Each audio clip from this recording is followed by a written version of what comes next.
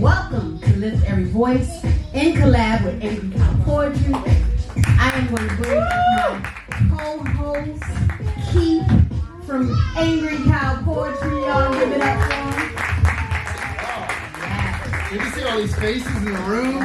We got Cleveland in the house. We got Akron in the house. We got North Carolina in the house. Welcome back home, Mo. Yes. So tonight we have a double feature for y'all. So we didn't say that, but I know you put out some of the flyers. I didn't get that one, but that's okay. So we have Mo Gray and Hausson from North Carolina coming to rock this mic for y'all tonight, okay? All right. So we're going to get this started. You want to say anything? How y'all feeling? Good. I like the energy. But we can get that higher. How y'all feeling? Woo!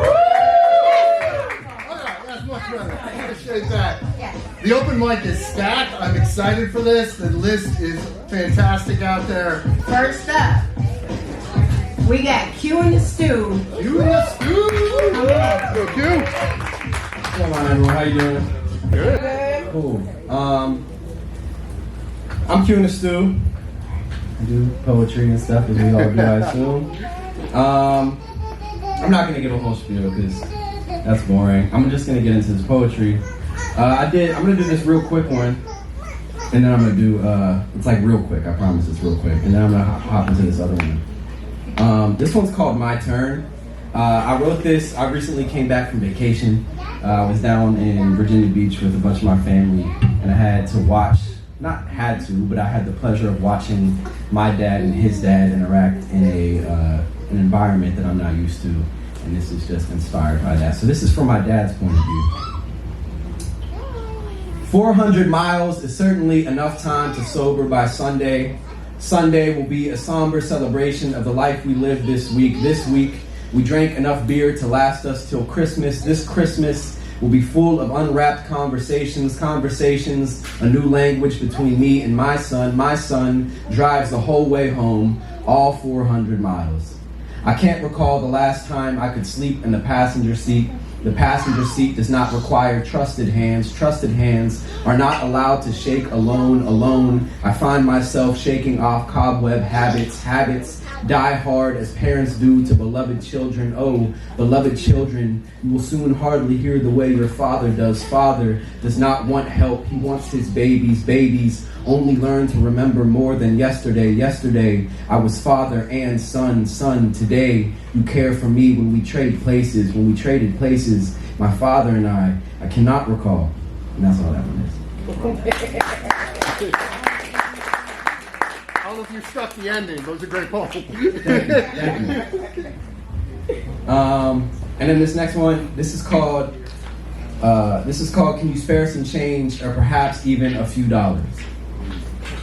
Nah, I replied.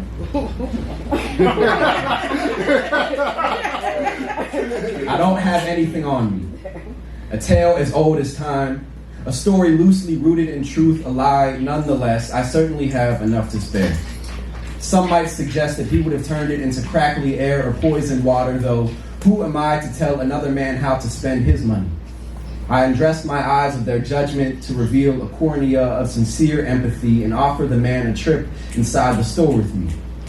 My half-truth was all that, my pockets empty, my heart not. We could both eat.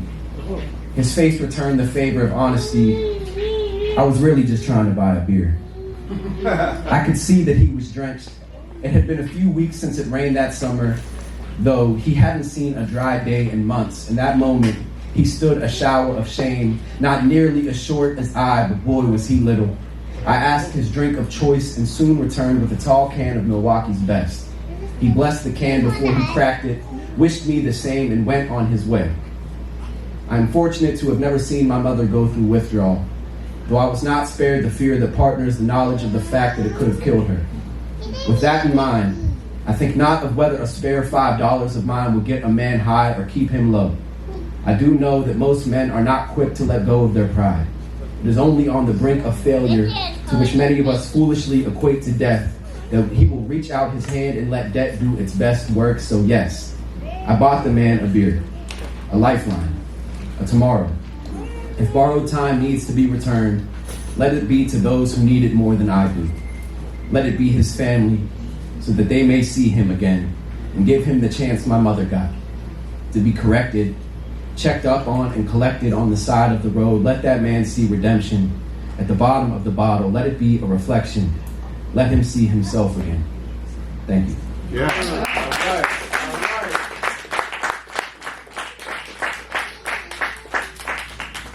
So I love the storytelling. I'm so glad you're out here. Give it up one more time for Q and the Stew.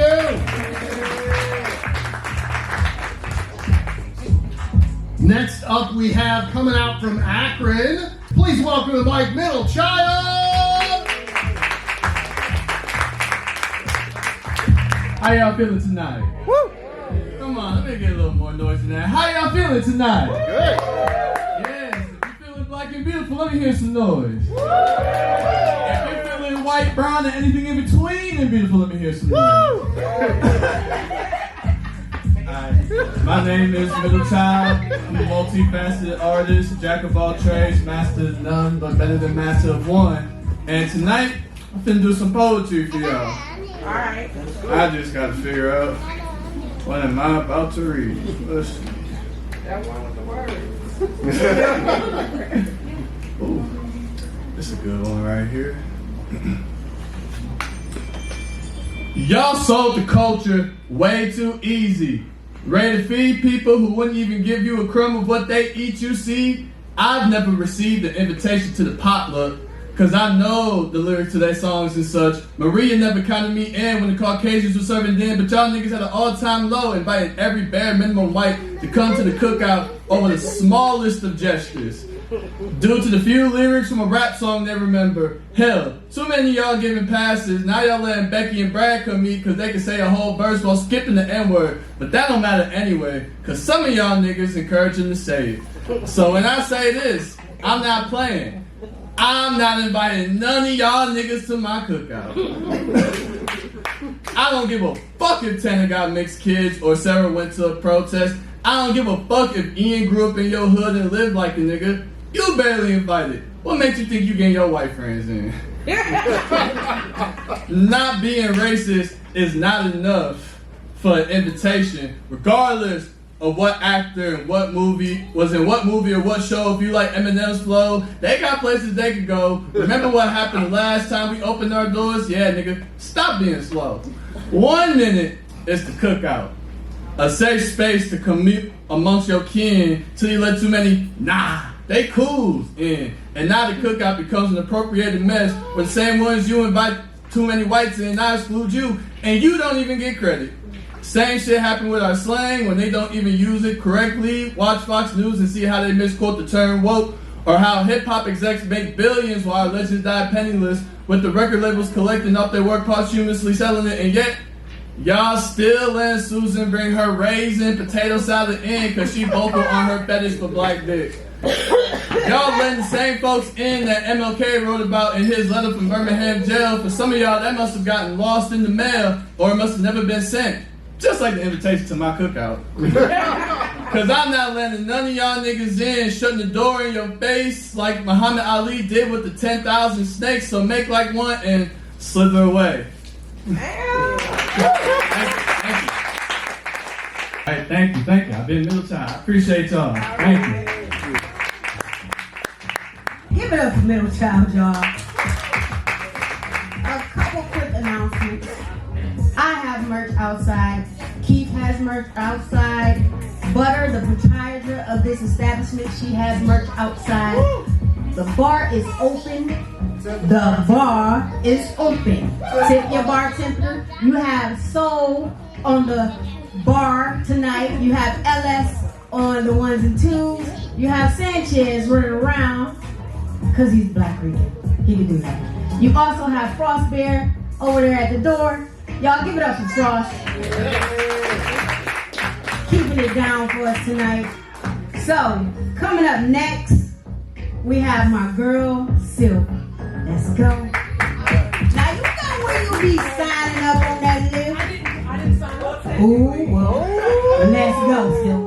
I've never practiced it. Never said it out loud. Let's go. Don't wait till we're grown to tell us our truth, when lessons could start in the bloom of our youth. From Manson's gold to mighty Queen's reigns, from Kush and Kemet's glories to Timbuktu's flames. Before we picked cotton or planted a seed, we charted the stars and taught others to read. We built mighty cities, carved stories in stone, laid roads through the desert where camel had roamed. Don't save our heroes for chapters in grad, teach of the brilliance our ancestors had. From Imhotep's healing to Tubman's brave fight, from Banneker's stars to Park's holding tight. Tell of Garvey's visions and Du Bois' demand, of Hughes painting dreams with the stroke of his pen. From Shirley Chisholm's stand to King's mountain call, to Truth's steady voice bringing change for us all. Sing Phyllis Wheatley's fire, let her voice. I told you I hadn't done it out loud. Sing Phyllis Wheatley's fire, let her verses inspire. Teach about Elijah McCoy and his real McCoy wires. Speak of Granville Woods and his railway command, and Dr. Charles Drew, whose research saved hands. Teach how Mae Jensen reached beyond skies, how Katherine Johnson let rockets arise, from Chadwick's grace to Baldwin's keen frame, to August Wilson's stage carving truth with his name. Let every classroom from day one say clear that black hands have shaped what we all hold dear.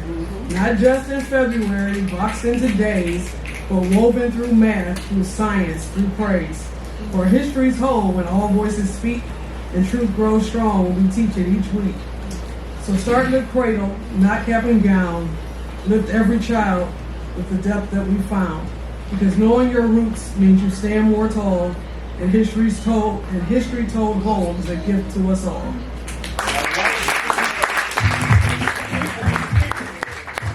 Give it up for some excellent education from Sylk. Y'all ready for more? I got one person ready for more. Y'all ready for more? Thank you. Appreciate y'all. This next person, Mike, has been in my corner for a long, long time. It is so good to see you, my friend. Please welcome to the mic, Adam Spells.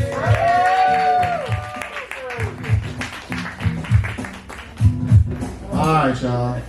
I'm gonna get straight to it. My name is Adam Spells. It's been a couple of years, actually, so I'm a little nervous despite my experience. I'm gonna read this to you. It's called the comment section.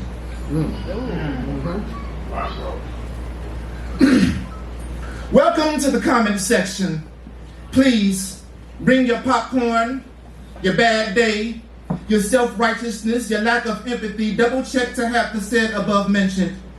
Your own version of a love language. Leave your pain and your anguish in your notebook. Bring along your judgment, your stupidity, because in this world you are free. Amongst mods, bots, and some real people, 1 out of 10 have real profile pictures if they aren't advertising gambling discords and only fan links hidden underneath the fake picture and location. Here, you can find the selfish and the confused. I mean, there is no defense for anyone trying to say anything positive. Don't involve yourself in that. God forbid you make sense. No, that's exactly the opposite of what the comment section is for. Hit the like button. You must bash, oppress, defend when you suggest we be oppressed. Get defensive when no one agree with how you address any topic. Politics, race, sports, urban topics. Hit the like button. Harm, then deflect. Disrespect anything you disagree with, even if you have no knowledge of it, because the comment section is driven by society's twisted view of the world based off internet posts and pretentious views that boost the energy of a sadistic mind. Is the only place you can find profile pictures of Weinstein and Puff Daddy and still actually not be hiding your true identity. So, you replying sensibly means they will only say fuck you. You'll probably say watch your language, they'll say fuck you again, then hit the like button. I mean, of course, the most coolest videos posted are of some of our black communities fighting at a Waffle House or in the middle of the street, outside of a restaurant with kids recording from behind the glass, starving for an uptick in social popularity from this video, a different kind of hunger. The comment section stay full of us saying we can do whatever we want to because some white man with a Trump as a profile picture called us stupid and degenerate. I mean, if you can keep up with the millions of comments being posted every millisecond, because the most views, they may get a small bit of fame for the lack of shame they show underneath a post that started from a whole separate post, and a post the original read was from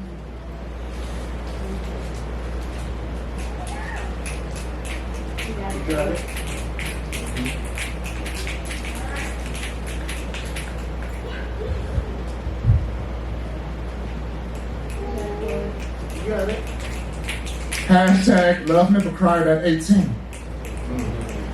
2007 tweet. See me sail the glorious skies from whence blessings bestowed upon the willing to submit to failure.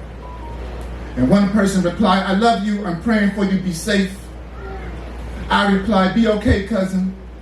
The comments got to going, ridiculed him, said, why should we feel sorry for this fool who's taking up God's space? One wrote, go to cry on someone else's page, then hit the like button. In spite of him actually being the visitor, unknowingly talking to a future suicide victim, some parents' dream turned nightmare. It got retweeted 20,000 times with 1.9 million views and filled with more hateful comments and more hateful comments. And I mean, really? You can't be seriously telling me you go to social media and expect to find a place of positivity or anything like that, right? Rest in peace, that love never cried at 18, 2007 to July 4th, 2025. Ladies and gentlemen, welcome to Twitter. Y'all give it up for Adam Spell. Alright, so we're going to keep this list going. Coming up next on this mic, we have LEV's own Soul.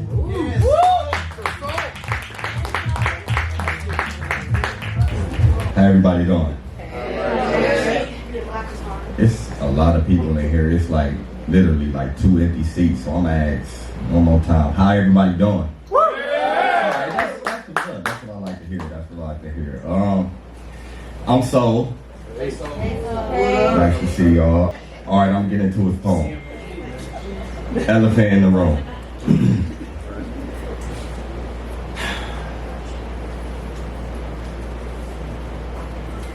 I finally figured it out. The problem is me. I'm out here looking for all of this love to receive when I was never taught how to love properly.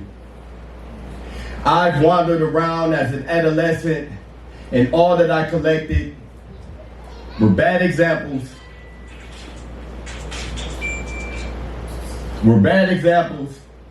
From magnificent teachers. My mother was always one of the first bodies in church, and she always sat right next to the preacher. The praise team was her comfort. But where was her team when she needed them most? Paid oh so many times, but was never offered the authenticity of real friends. Only clients. A daughter who was overly defiant. A husband who found comfort in all of the hugs from the bottle. And a son. A son who prayed for the redemption of all the sins of everybody else, but never learned how to pray for himself. A son who had to learn to fight from the concrete, from the many times his face hit the pavement. A son who learned over independency, but never taught how to ask for any help. If skeletons ever arose, he had to rebury them all by himself. A son who watched his father lean on the comfort of all of his addictions, the disappointment of all of his contradictions. A son who was unintentionally taught that isolation was the only solution in every situation.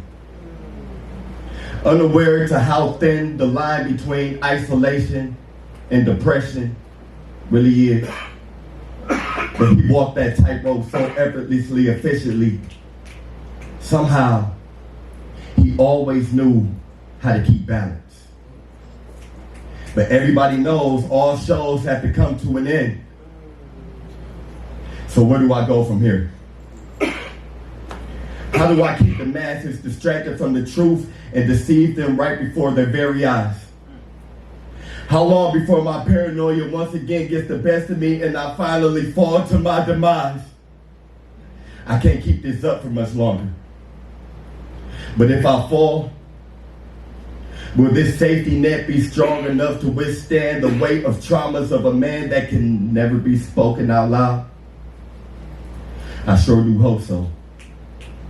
because the curtains are now.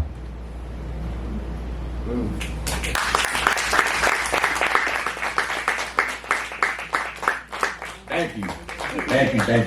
Again, you guys can follow me on all platforms at StoopKidSoul_. That's StoopKidSoul_. And again, if you're free tomorrow, everybody please come out. Thank you.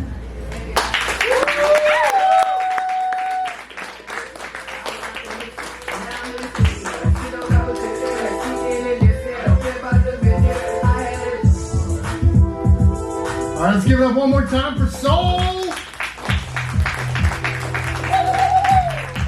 Lift Every Voices does this 2 times a month normally. They got second and fourth Saturdays of the month.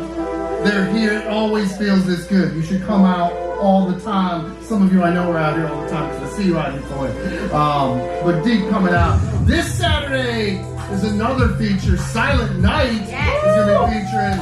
And yeah, as you can tell, if you don't yet know Silent Night, you should. So yeah, we're going to keep the open mic going. Please welcome next to the open mic, Raw Duality!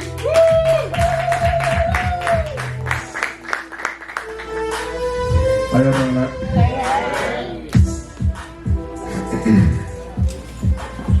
All right. He got Yes, I have a book. Raw Duality, you can get it on Amazon. Actually, you can get it on either one of my pages. I've been a slave to empathy for those consumed with apathy. Puppeteers, they play me for fiddle, callously as I crumble. I once told you I was wounded, scars I'd barely mended. You tended to them with affection. Little did either of us know life's intent, to turn you into yet another blade to plunge me deeper into this pit. Hell and high waters I've always desired affection. And yet, at the same time, I pursue saving those with afflictions. Trying to mend their darkness with my light, however dim. Tripping and falling, I stumble my way forward trying to blend. Our hearts together, stitch by stitch, I prick my own skin trying to mend my love for you. Without reciprocity, we both know the truth. Broken and forgotten, you've left me. This shattered heart is the proof. We exchange intimacy to blend souls and create chemistry, but it always implodes. No shared vision, just fractured souls and battered egos. Lord knows I know better than my actions show. For every high to eventual low, life keeps asking me, have you had enough? The heart always replies no. To love, yet pursue broken souls.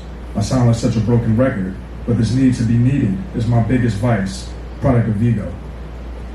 Tripping again, but I'm grasping self-reverence, appreciation for what the pain brought me in deliverance. Lessons it taught me about myself. In my moments of depravity and functional depression, I've learned depth in abundance and abundant wealth. That there is a depth to my spirit I've never known consciously, the ability to give reason to pain and beauty in self.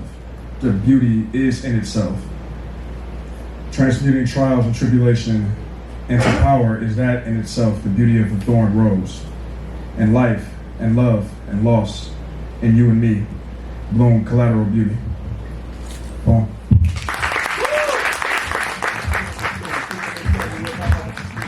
Y'all give it up for Raw Duality. Alright, so we're gonna keep this list going. Up next, we have It's Automatic. Let's go. How y'all doing? What up? Thank you to Lift Every Voice for having this platform for us tonight. I'm gonna make it quick. This one is called The Cloak. We have all felt or spoke about feeling invisible, as if no one can see you. That insecurity that the crowd doesn't notice you. But what happens when you don't notice the crowd? When that feeling of I'm not being watched, I'm not being seen, turns into I'm constantly watched because I no longer care. Why is it that a feeling so exquisite can be tied to personal disappearance? You see me in my entirety because I do not follow your trends. I do not need your approval. I actually live better with all that validation removal. While all things are created equal, I grew into the person some people hate to see but want to be. Too fly to contain. Sticky strips can't get close. Toxic individuals can approach, but your ego will severely get encroached. I will walk all over your hubris and take a piss on your perception. Come on. Make you look at your reflection with the deepest introspection. I'm not here to denigrate you. I'm here to be authentic. You can't be mad because I'm not viewed as trash because my character isn't rented. Best part is the room change. With my energy, I can feel it. If it's good, it's good, but if it's not, then the rest is personal problems. Go and heal it. Too real to complain to the universe. That would be downright ungrateful when I'm made like this. When I'm made like this, to say something negative would be the worst type of disgraceful. Worst type of disgraceful. I know my humbleness is the walkway to some thinking he can be mistreated. But I also know if your insurance ain't great, watch your mouth because you might need treatment. Come on. I also know I teach peace with each and every step I take, but that does not mean I won't regulate with the angel's fury for my plate. I am a warrior. Not Chef Curry, but more Archangel Michael. If peace is not on the menu, then the order of justice is coming. See, you've been lied to. If they said I wouldn't stand up and defend against a season of evil agendas, see, I don't unsheath my sword for petty reasons. I serve justice. I am the karma for the wicked and the dark. My light shines across any room I'm in to illuminate the dark. So if you hiding in the shadows, looking for a host to cling to, understand, with my right hand up to God, I can see you. Wouldn't want to be you, you have no place here. I will remove your mask and show the meek you have no face there. I used to have misplaced fears because my faith wasn't strong enough. Now my faith could move mountains and these wraiths have been here long enough. That invisibility I spoke about before, that was a preface to this ending. Because one thing I'm sure of is my light has been here from the beginning. Grow honesty, breed integrity, let benevolence guide you. And to those invisible, malevolent energies, I will find you. You won't be happy when I do. I'll expose your whole spirit. Enjoy your invisibility while you can. I'm here to make you transparent.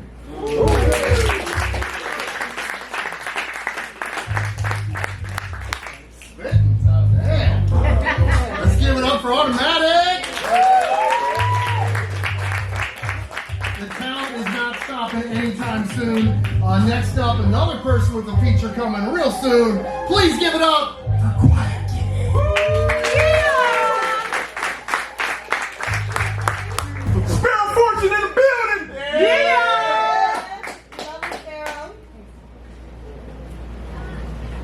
She was in love with the tease. She schemed, seeing who might be the most suitable on the team. She was an amazing friend. She just had trauma she hadn't healed from, so she homie hopped, hoping to fill holes. She pulled so tightly. She would squeeze firmly around anyone she deemed worthy. She made all these niggas work, made fun of all of them for stringing along. She was in love with the tease.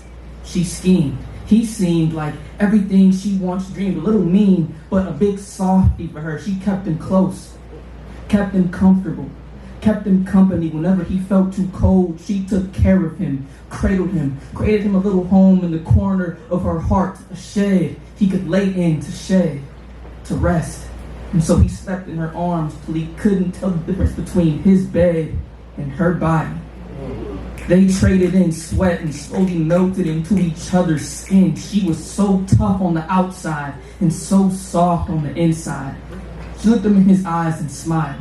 They exchanged stares and short breaths. She whispered his name in ways he had never heard before. For a moment, she almost forgot about her schemes. She couldn't be in love with him and the tease. See, she misstepped.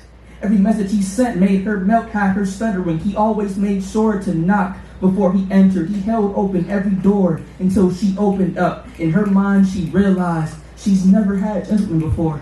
Now, she's giving him everything. She gushes. It was the greatest fuck she ever gave to anyone. Had all these niggas wondering how they got so close. Now they're hugging tightly, staring deeply, smiling awkwardly. She had all these niggas strung along, had him strung out. Couldn't look too long without going feral. She gave him everything he ever wanted. She wanted to go again. Go again. go against her schemes. Secretly, she's head over heels, and she hated how he had her wrapped around his finger, feared if she fell for him, all her plans might fall apart. So she tightened up, started pretending they never did what they did, had all these niggas starving, had him questioning what made her attitude change so fast, skeptical. She may have made distance after catching on to his schemes. He had her strung out, stringing along after that tease. Unbeknownst to her, she'd fallen into a trap she laid out for herself. Fell for a trick she wrote in the book. Now everybody's unfulfilled because fucked up games are always the most fun to play. Now there's tension. He's in love with the sex and she wants all his attention. They had an intimate friendship built on lustful intentions, and neither of them healed. They just started having children.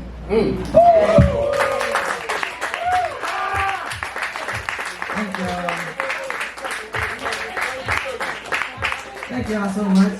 So I'm QuietKid, 23. I run my... I would be so rich if I had a penny for every time I've heard that. I would be so rich. But yeah, I run my own show every second and fourth Wednesday, People Poetry Slam. So I can follow me on there as well. And yeah, that's about it. I'm done now. Peace. It's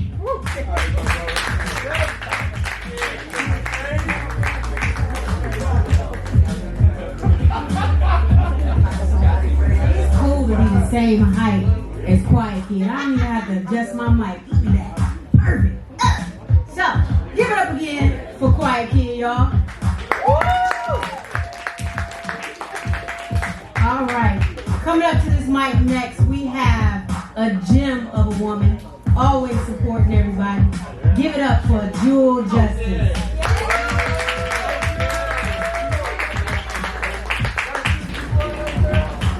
This is the edited version of Gem Foundations. From where motors and music collide, grown, where emerald meets concrete by way of mitten-shaped waters, located, where mistakes are made on lakes by way of ship-filled depths, I'm surrounded by abandoned destitution in the midst of lost and hardly ever found. I've traveled bridges across freeways, I've partied and blocked off streets, splashed in in-house pools and jacuzzis. I've been born of roses growing in concrete. I've walked neighborhoods where every street had mile attached to it. I've waded in murky waters deep enough to hide the unfulfilled dreams. I was educated by history finding itself rewritten. I've journeyed to the last stop on the railroad to freedom. I listen to trauma make music, and now it's a national sound. I've watched people as gritty as the motors they build. I'm blinded by people just as flashy as the cars they build. I was manufactured in a melting pot of personalities, cultures, and histories. I was overshadowed by gentrified streets and abandoned buildings. I was refined. And a history being memorialized while recreated, I was harvested. Despite the destitution, cultivation still occurs. I flow. And waters running deep while they rapidly run, it's floating on currents, sweeping currency under a torrent of tumultuous waves, casted into lakes deep enough to be mistaken for the oceanic graves. It's lurking depths of dark abyss, becoming the glistening, gleaming light it needs. I've explored how ghetto and elocution can dance merrily in the streets. I've lived where the street became dead end and the ice cream depot began.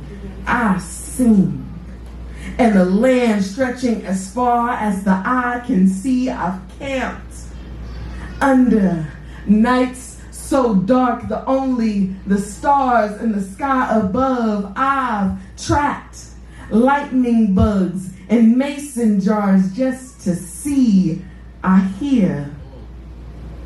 You better be home before the streetlights are on. Don't let that door hit you where the good Lord split you. Who you think you talking to? And get your hands off your imagination. Roll your eyes one more time, they're gonna get stuck. And I ain't one of your little friends. I've trapezed society and propriety meeting. I've tracked what's trending and popular being stolen from grit.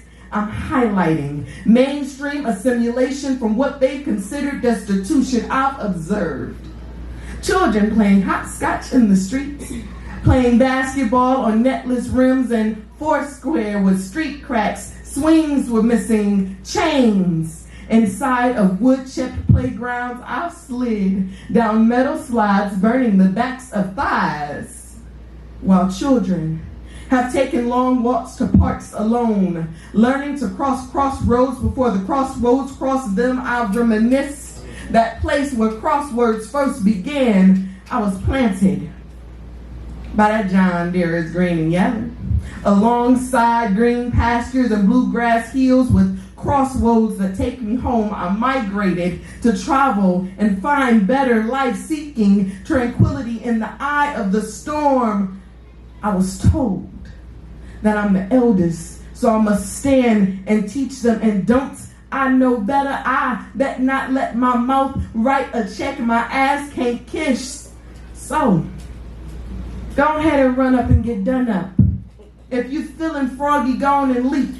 While I was curated and hip rolling and underground, setting trends, because we definitely trendsetters, narrating the ideas of life while articulating existential articulation to matriculate the topics and ideation from collegiate academia and boardroom talks. I learned at the lapse of great while learning to be great. I sat at the feet of a phenomenal woman, taught by the woman that wrote Phenomenal Woman. I stand and the steps taken before me, on the shoulders left for me to climb and stand taller than those around me. I was built on foundations so solid that rocky shores, despite waves crashing at my feet, I see no erosion. I was protected from flames. Looking at my feet, I'll never be greeted by smoke or smog. I was created in not one location that I could ever pinpoint on a map. I'll be a myriad of interwoven phyllo dough, like handmade cantaloupe, cobbler, and pumpkin pie. I was formed by enunciation and elocution and oil-covered elegance. I'm from roots running deep enough to feed the far-reaching branches of my diverse family tree. Correct.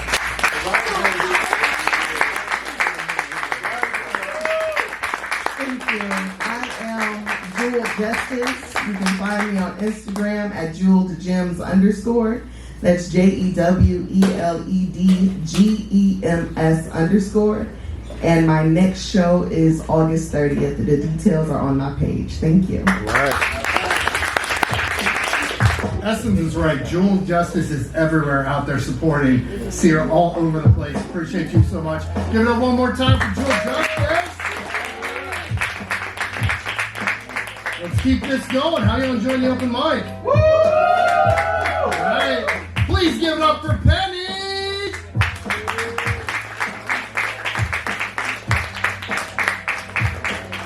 I'm Penny. This is first time being outside. I don't know. Do what you do, Penny. It's past my bedtime, past his bedtime, somebody's bedtime on a Tuesday. But we gonna run this poem. It's called Coded. When I wake, I pray that today I can mentally participate. I pray that physically I won't break. When I wake, I thank the Lord for another day. I think it's so funny how looks can be deceiving, because when you see me, you don't hear the thoughts that are constantly conflicting. You don't see the anxiety pill I took before I left the house, or the one I dug out of the cup holder fumbling with my water on my route. And as soon as I park, my heart finally starts to land, but I pop one more pill just so that I can stand. But when you shake my hand, you meet Penny. Confident, outgoing, and loving. But really, I'm in this continuous state of becoming. I got split personalities, not talking ICD-10, no label me F44.81, psych ward check me in. I mean, I code switch harder than most. Not sure whether or not to call it a birth defect, but it is the effect of being known as one person at home and another in the real world. But if my mother were to call me Catherine right now in this moment, I would just look at her and say, girl.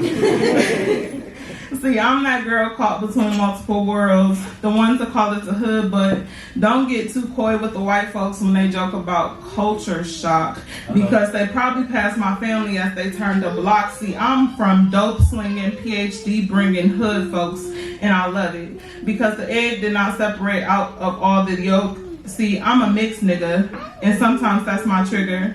Catherine don't want no smoke, but Penny might catch your ass on a low-low. I don't know for real. Let her work.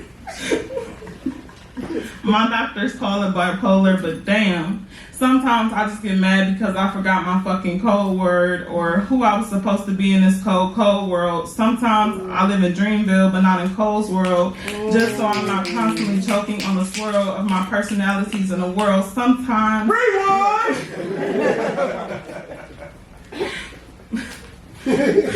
You go, girl.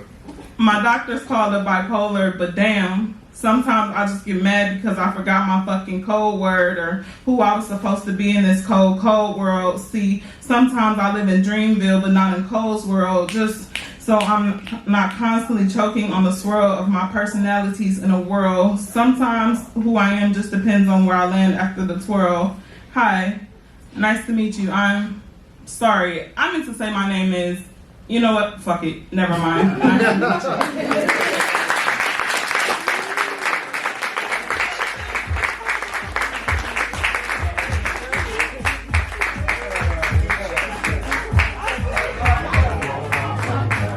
Y'all give it up for Penny.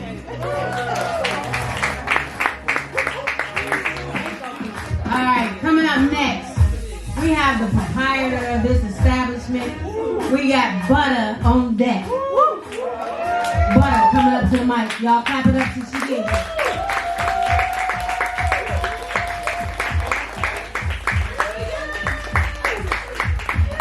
Oh my God, I know her. Hi guys, how are you? Hey. So I have a new piece, so I'm gonna be reading. Hey, yo, she got books, coats, and everything else.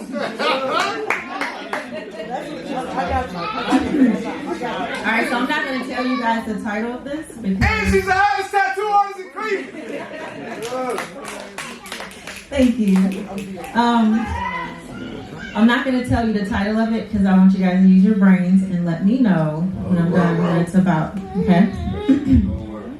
Bear with me because it's new. I have not read this out loud. All right. You don't want no push-ups. I have to read it. It's new. I have this soulful tie tied to me for life. We have the strongest connection, bond us eternally for eternity.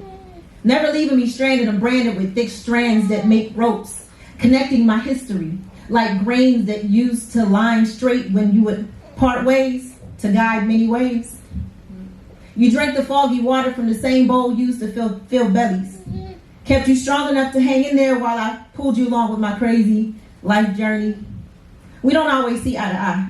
We often disagree about your place. Overstepping boundaries, going places you're uninvited, at times leaving too early when I need you to stick around, but leaving a trace sometimes just be all over the place. I understand many times I didn't treat you as well as I should. My ignorance thought I had to get you straight because I was told to. So I put a little heat to you. For a long time fed you poisonous food till a new phase bettered my ways and we tried something new. I appreciate you, constantly reminding me. When my mental is unhealthy, you wear me thin. You feel everything I'm feeling. We rotate, either cutting you off or you leaving me again. There's a generating love that I feel inside but can't see. Every time you come back again, you slowed down coming around, so I cut you off again. Prove I wouldn't miss you, but I always kept pieces of you with me. I burned you a few times, but not purposely. I was trying to get you dressed up with me. Press you with pressure when I feel pressure to make you look acceptable to those not accepting how we look naturally. Ooh. I hid my face. Rewind. I was just trying to get you dressed up with me. Press you with pressure when I felt pressure to make you look acceptable to those not accepting how we look naturally.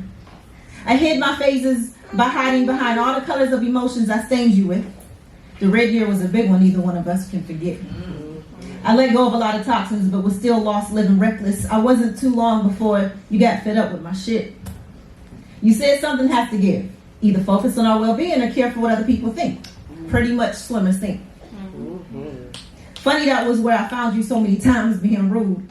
I was tough enough. It was a tough decision knowing one of them wouldn't include you. But I knew I had to choose, scared to completely lose you. I made my mind up to take the road to freedom. It was just us, but I had to earn your trust. Learning patience and who we both are naturally. It took a while for you to come around, but we locked in now. You stayed pinned down for a while till I matured enough to be okay with you growing freely with me. So now, the only time I poke you is to hold you. With pins that support the crown you helped me make that stands out, standing tall with the gold glow that goes on for miles, keeping my ancestors proud. And in this round, the only time I cut you off or let you go is when we both touch the ground, and even then you'll forever be a part of me. Eternally like grains of hourglass sand, we locked in, so know I love you, my golden strands.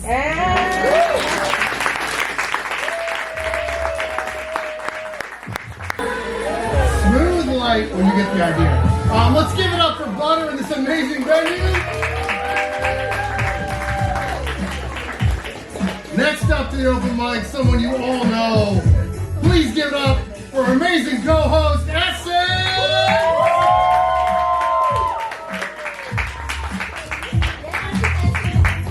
It's crazy when you sign a mic list and you don't realize you're next. Yeah. So I don't know what's about to come out my mouth.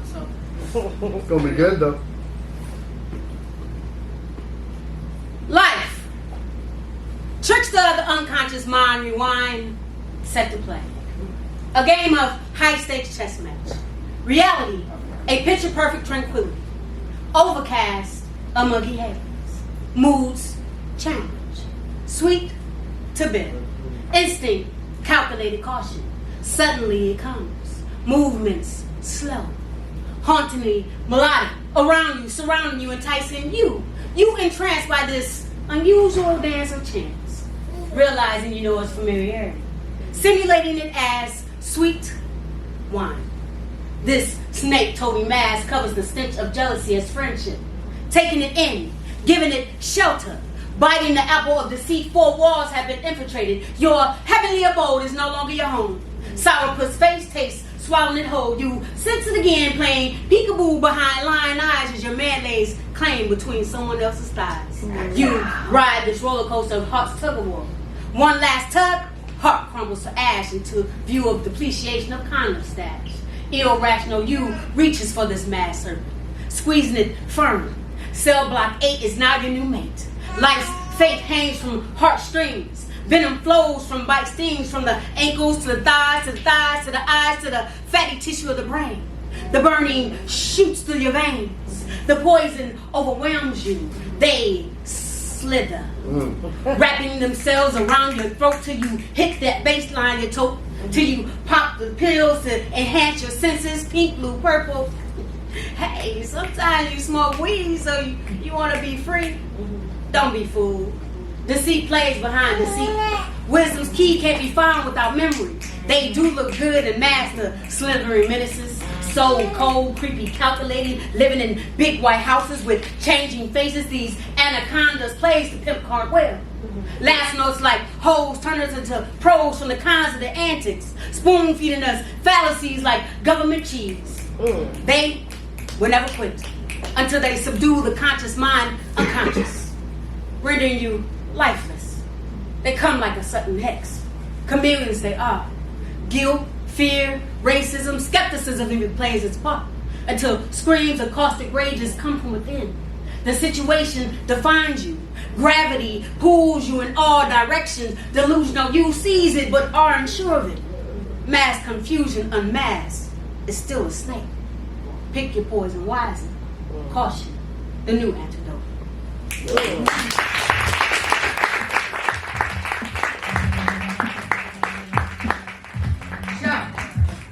Coming up to this mic next, he better be ready. The bald bandit of Lift Every Voice,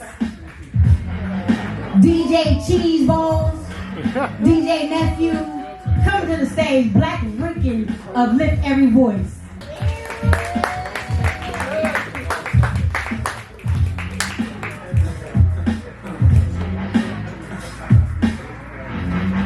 What's up, everybody? I'm the loud voice, if you haven't noticed that y'all been hearing randomly. First and foremost, give yourself a round of applause for making it out here tonight.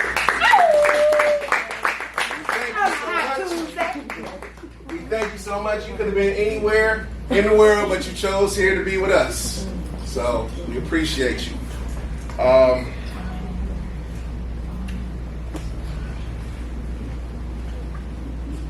I need y'all to repeat after me. Well, it's just one word.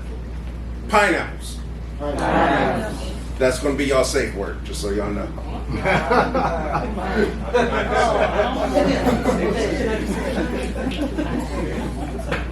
I still taste her. Pineapple.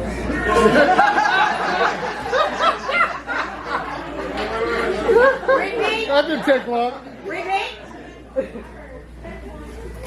I still taste her. You hate her? I still taste her from our last encounter. As I watch her spit, her lips move essentially. Hung on her diction, I begged to be in her notebook, tasting her nouns and pronouns, invited into her prepositional phrases, so we can compound conjunctions until we can't adjective anymore. I love it when she performs. Speaking me into her soliloquies makes me hard like writing haikus. I enjoy her monologues. She claps my attention like high heels on hardwood floors. Her words picked apart pieces that she did not audition for. She was a walk-on, and I was her audience. And the open mic was our stage to be creative, to do more than make love. We created, we duetted each other, and I stood in ovation and marveled at her work. Hung on her diction, I still taste her from our last encounter. I just want to be her microphone, so her lips can be close to me, so I can give feedback, wrap my cord around her and plug myself into her. Watch me hum. Watch her spit on this mic. And the poem never stops. It just pauses for a minute. I still taste her from our last encounter. As she dances on the tip of my tongue, I taste her intimate thoughts, the ones that she never wanted sung, but falls exposed by the creasing of my spoken words as it leaks into my beard. My face is her personal journal, and I am simply a collection of her. That's why I have volumes with her. I tasted your concerns and her fears, the bitterness of failed relationships, the shifting of atmospheres, and turned her body chemistry to aware that a change isn't the only thing that's going to come. Smear your happiness across lips that kiss you back without asking. Kisses that long for the taste of your confidence as blended spices, only to choke on your words that leaves until we meet again seasoning. I have tasted your story, sweeter than where your creativity leaks. And I rest I rest my pen next to your notebook, as if to say, let me bleed into you. Peace. I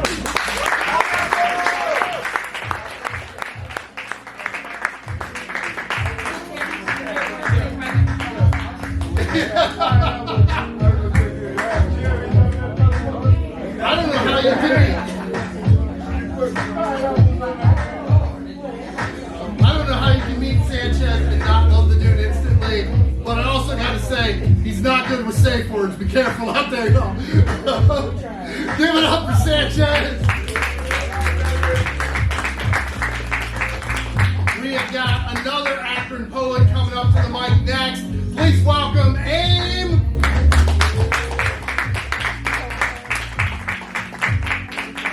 I'm not even from Ohio for real. Oh. From Texas. Wow. I lived 3 years. 3 years. Yeah. Well, I'm new at this, so give me grace, but I'm gonna perform something for you that my sister wanted me to. She hasn't heard it yet, but Is she here? no, she's not. She's sending her support from Texas. Okay, so Do that damn thing. the amount of times I've cried to the Creator are immeasurable, but the amount of times I wish to Him, I hope you fucking die. You never be able to count that. I walk the town with an endless dark pit in my heart that has your name carved into it. I'm a girl who believes in second chances, but you'll never get a chance to redeem yourself when it comes to me. I hope you fucking die. The way you left me to fend for myself in this life with no protection, looking for the wrong affections, giving myself off in sections. Oh, I hope you fucking die. When you say my name, I hope you like the taste of gasoline. I'll be there to light that match and finish what you never started. I hope you choke. Wait. I hope you choke on regret when you hear I'm doing everything you claim to preach about. And if you try to take credit, best believe I'll be there to dead that shit. You may have been a part of my creation process, but you didn't get to take the time to mold me into the woman everyone gets to see. Instead, you preyed on my weaknesses, broke me down, never brought me up. But I wasn't the only one on your list. I grew up watching you, analyzing the way you presented yourself to be heaven sent. I should call Britney Spears and ask her if you're the womanizer she's talking about. I feel for the women you abused, calling them your muse. How could they not see through your ruse, feeding on their vulnerability, sucking out the innocence they once had? Have I told you? I hope you fucking die. We may be related, but blood ain't thicker than water. How I fucking hate I used to call you my father. When the day comes and you finally want to get to know your daughter, please, I beg you, don't bother. Cause I'll laugh in your face with the biggest smile, letting my words come to light. I'll look you right in the eye and proudly say, I hope you fucking die. Thanks, guys.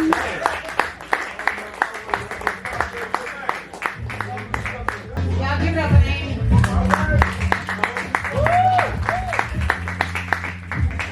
Alright, coming up to this list. On this list, we got Ashley Jade.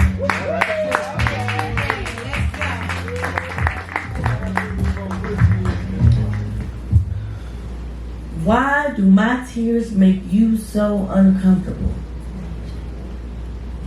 The things I have survived, skin don't get no thicker. I no longer use my trauma as a unit of measurement to prove my worthiness. You use sensitive as an attack on my strength. As if water ain't destructive as fuck.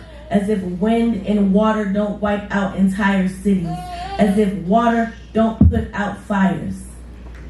I create tsunamis with my tears.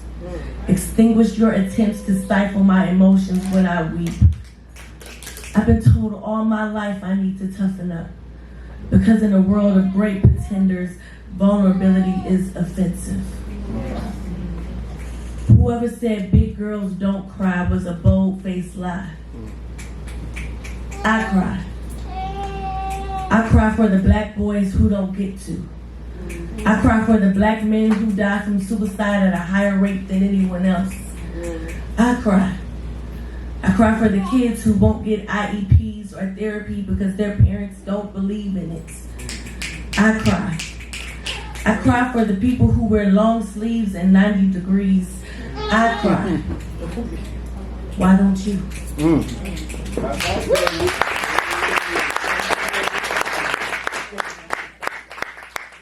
Let those tears come out. Give it up for Ashley Jade. All right, next up for the open mic, you know I'm calling you, so I hope you're ready. The reason I'm drinking this amazing smoothie tonight, please welcome to the mic, Arianna!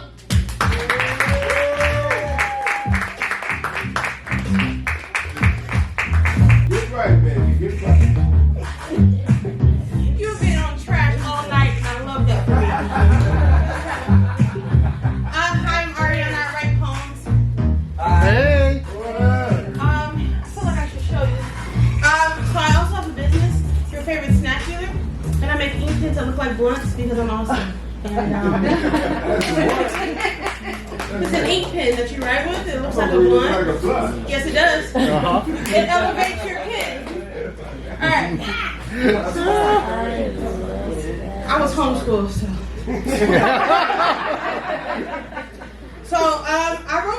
I wrote 8 poems, but I'm not going to do that poem because you got it. Okay? Nah, you gotta do that poem. But I added 3 lines to this poem. You gotta do the other poem. Mo is spoken. It'll make sense later. Okay, how long have you been in North Carolina? 5 years now. So 5 years ago, he wrote a poem and I was like, bet. Alright, I'll write something too. We read it together once and then he moved to North Carolina. I have not seen him Disrespect. since then. So let me type it in.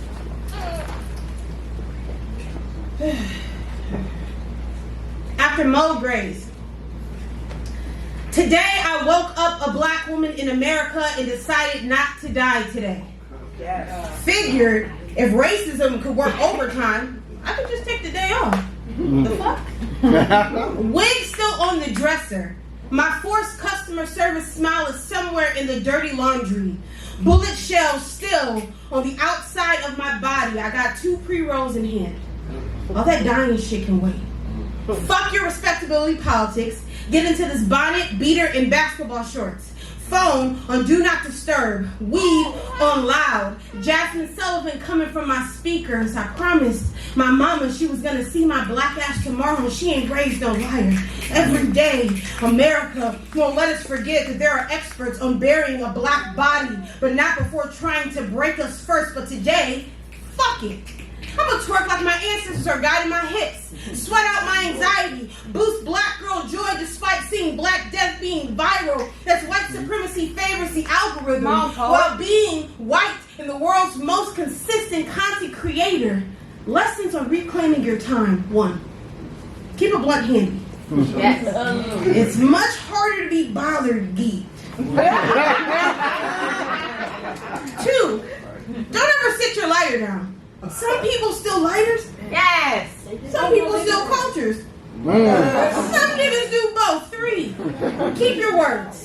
Don't waste your poems on people who can't differentiate colors but still choose to see no issue with keeping their kids on leashes. 4. Log out of apps and attempt to turn this color into an erasure poem. 5. Hopefully you rolled up again. 6. Don't let these people blow your high. Shit too expensive to be wasting on those who can't value themselves, who don't choose to value themselves.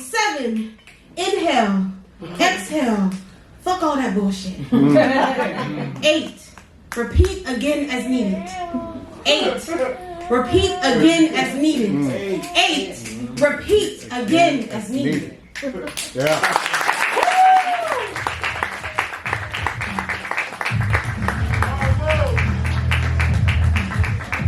Thank you. Now give it up for Arianna. That is my favorite snack. Now that's Mike. I have my co-host. Give it up for Keith, y'all. Angry Child Poet. I told someone that if you came today, I would do this poem, and you are here, so I'm gonna do this poem. All right. This poem, yeah. If you know the poem, you probably. This poem was written by when I did trim the corners, y'all. Okay. I was scrolling through Facebook. It's been a minute, and there was some stupid shit on there, and it doesn't take long to find stupid shit anytime you scroll online. Yes. And sometimes you can scroll by, and sometimes you need to respond. There you go. Homework assignment for anyone who shares any variation of "the police won't bother you if you don't break the law." Step 1. Outline each law broken by Elijah McClain, include subheadings. Step 2. Quote the criminal codes violated by Tatiana Jefferson, use footnotes. Step 3. Brainstorm 12 ways Amadou Diallo could have danced more peacefully between the 41 bullets fired at him. Be prepared to discuss your thoughts in class. Step 4. Write a biography on the 7-year life of Arianna Jones. Annotate any illegality. Step 5. Summarize the penal code infringements of Tamir Rice. Submit via Google Classroom. Step 6.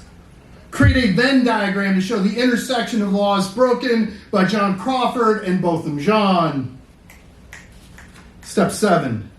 Explain in a sonnet how Breonna Taylor could have slept more lawfully. Step 8.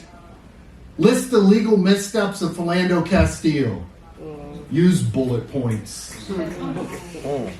Step 9.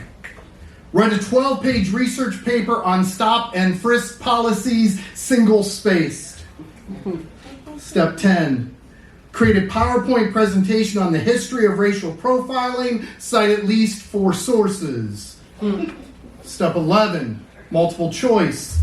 Find the law that calls for immediate street execution. A. Failure to use a turn signal. B. Suspected use of a forged $20 bill. C. Accusations of selling cigarettes without a license. D. A broken taillight.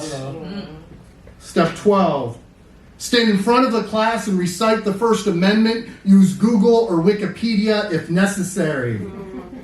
Step 13.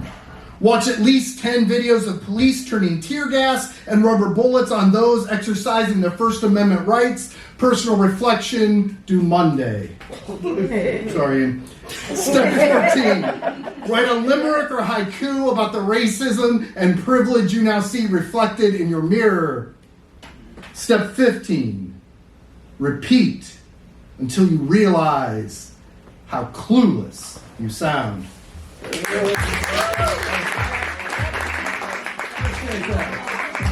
That was our request. Appreciate y'all. We have just a couple more to the open mic, and then we're getting some features up here. How y'all feeling? All right, thank you. Next up to the mic, please welcome Eddie Mace.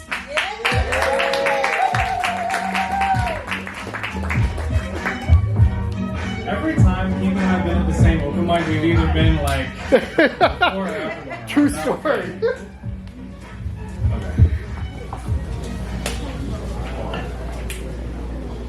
Sexual immorality runs in the family, and that resemblance from man to man is uncanny. I mean, you know, the way men are cursed to obsess and objectify over every nook and cranny. It's family, deathly, familiar. The lesson God taught me be curricular. The service I attended last Sunday, in particular, stirred my spirit. Yahweh opened my heart up so I could hear it.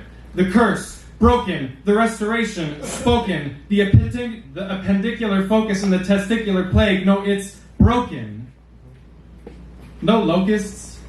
No disease. Weight lifted with ease, easily could have been me, younger E, tied to thee, porn on dad's computer.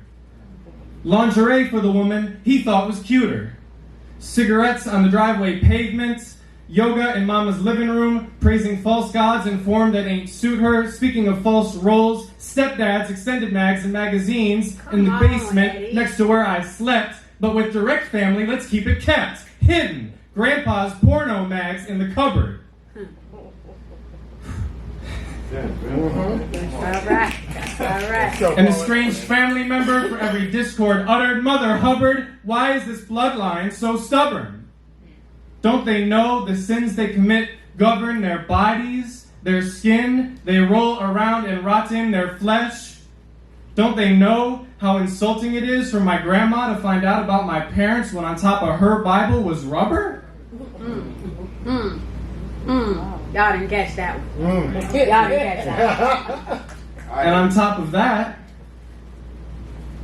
all the men in my family got beer bellies. And you know I say in the gym lest I get tubber, but if I do, it's another reason for me to spill my guts out and lose some blood, the same blood that did all those lines, and I'm trying to take them out because I'm the rewriter.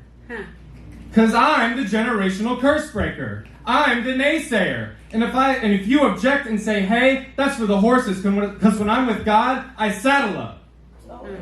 Step to the plate like bat it up, knock you out of the parking space to get you parallel, which brings me back to lines. I'm the black sheep.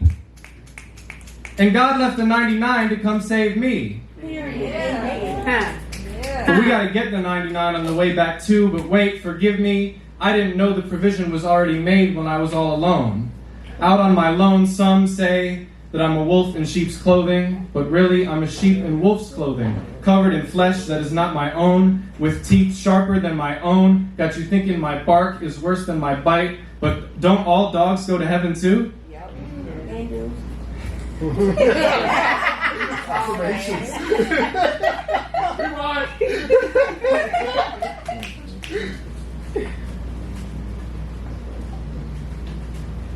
Some say that I'm a wolf in sheep's clothing, but really I'm a sheep in wolf's clothing, covered in flesh that is not my own, with teeth sharper than my own, but really... Oh, got you thinking that my bark is worse than my bite, but don't all dogs go to heaven too? We just got to get the tail out from between our legs. And legs, I got to learn how to forget those too. Lust is a rope like family ties, and I'm waiting for this line to break so I can tie the knot with a new fine line of what I'm supposed to do. Like start a new family line. Because forgive them, for they know not what they do. The fog in front of their eyes is dense. Remove the blot, prepare them for life after death. No Hazarat, they just need to find you first. No afterthought. Poem.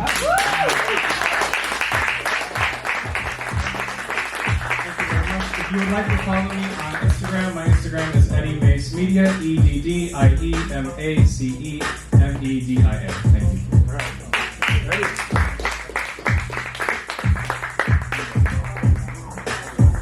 Y'all give it up for Eddie with the metaphor. Hey.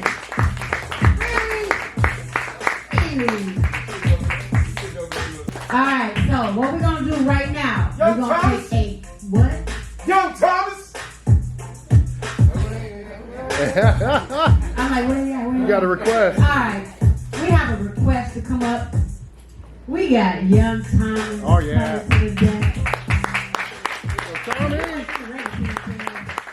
Alright, what's going on, everybody? Yeah! Hey, he got a book, like 3 of them. So yeah, I go by the name of Young Thomas. I'm an author, spoken word artist, and a poet. I got 3 books. This is my 3rd book. It just came out in May. Congratulations.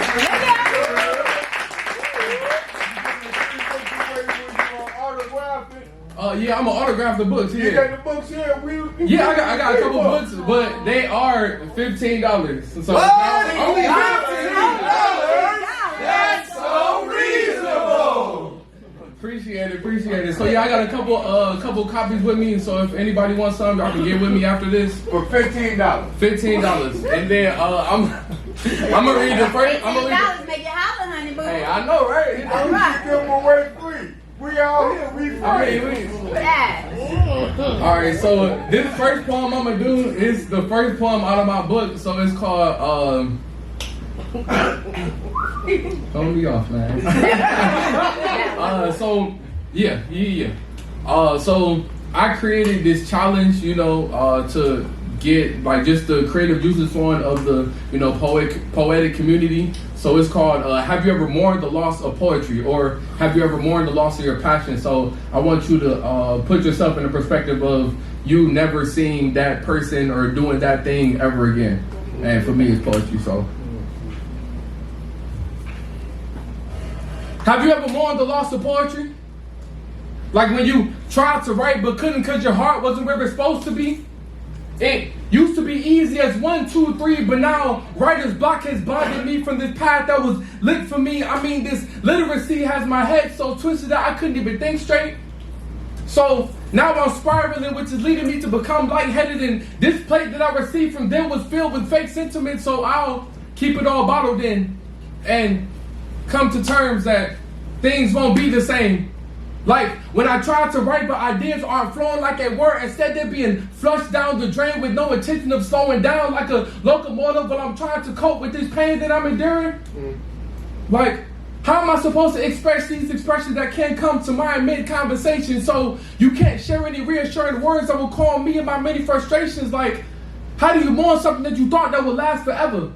I haven't mastered the art of letting go, and especially the things I hold close. This relationship will never sever. I'll fight to the end to never see the end in sight because it's just too important. I need this release to keep my inner peace. So please, poetry, promise me you'll stay, and I'll continue to crochet these words created called canvases to wrap myself in at night. Come on. You kept me afloat. You make me comfortable. You help me understand parts of myself that I thought was a lost cause, but really I was a work in progress. I mean, I still am, and you're helping me cultivate a better life, which means less stress when I undress these emotions that I've suppressed. You've always been there for me, holding me. But I've let you down. It's like I've lost the passion for you, and now I'm passionately searching for inspiration to get you back, but I've gotten so tongue-tied that my hands stopped working. So my heart started hurting because I couldn't get anything out. While the ink that bled from my pen became a stain that couldn't be rubbed out. Staining my paper of lost thoughts that couldn't be understood. Staining my paper of lost thoughts that I thought that would save me. Honestly, since I met you, I thought I would be lost in your safety, but instead you got lost and it aged me because I've become dependent on you. To the point that my paper becomes damp. To wipe off the stain, of course, because I need every single piece of that paper. I would rather catch a hand cramp than my voice becoming hoarse because I don't really like talking for real. But still I deal, and yes, sometimes I ball it up to discard it, but when I come back days later, I make sure it's only wrinkled but not damaged. Because I love when my pen bleeds on you. It's like I got home court advantage. I feel unbeatable, so I can't quite come to terms of a replacement that would be feasible, but I gotta figure it out at this point. I guess my precious poetry was just seasonal. Thank you. So yeah, if y'all wanna follow me on Instagram, it's 98_YoungThomas. It's the link in my bio, or I got a couple books with me.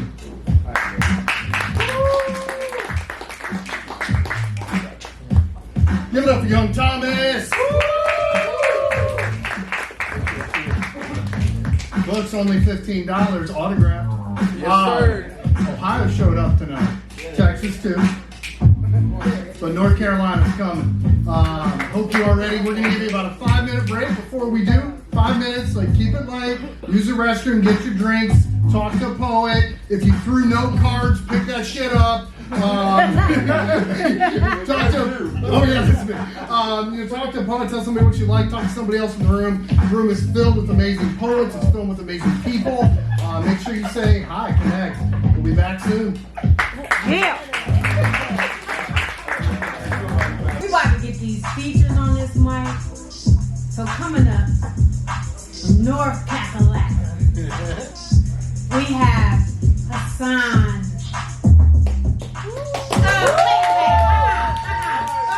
Stop right there. I need y'all energy up. They came from North Carolina to embrace this mic. So that means I need y'all to give up the energy for real. Ready, set, Hausson.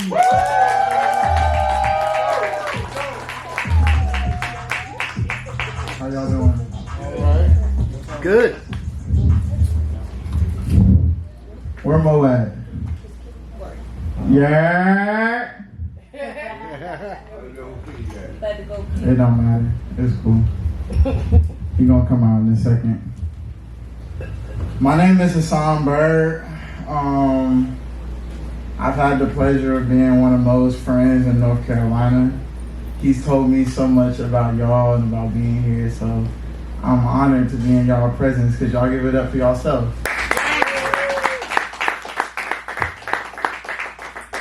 The impact that y'all have on him holds him like there, you know, like all the way where we are.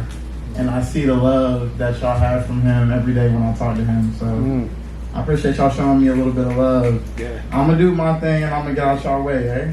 Good, man. On my way. I've been like in a place with myself for a while now. And he said he comes here to get back in that mode. So we're gonna try to do that. When I have a son, I hope he never plays sports. I'd rather send him to spelling bees or science fairs before football practices because I'm tired of seeing black men slave away in fields. I'm gonna teach him that shooting hoops won't get him as far as shooting for the stars. That hitting these books is far more important than hitting hard, and I want him to know that he's already good enough. Like God already gave him a 99 overall character, that this might not be a video game for what he's good at, and I hope he's not good at basketball. I want all of his balled up paper jump shots from his trash cans. I don't even want him to step on the court. See, I know boys who know nothing but these games. Risk and trouble, 21 and horse. Shooting like they keeping score. I got brothers I haven't played with in years because they played in the wrong courts and got jammed by a bad defense. I've heard boys ask for help and receive nothing for their trouble. Then cause a little trouble and get everything taken away. Call the cops and end up a threat. They won't help us but assist our death. These systems treat black people with poor sportsmanship. Weak technique and no hustle. Sit on the bench. Judge us like we lack hustle, but charge us like we weak technique and no effort. Sit on the bench. Judge us like we lack hustle, but charge us like we hustlers. Big ballers. They brand us bad fathers. Foul. When we only fall or foul out when making contact with their bad apples. Basically, police us like it's a contact sport. And only contact their weapons when they contact us. And don't let go of the iron till we hit the floor.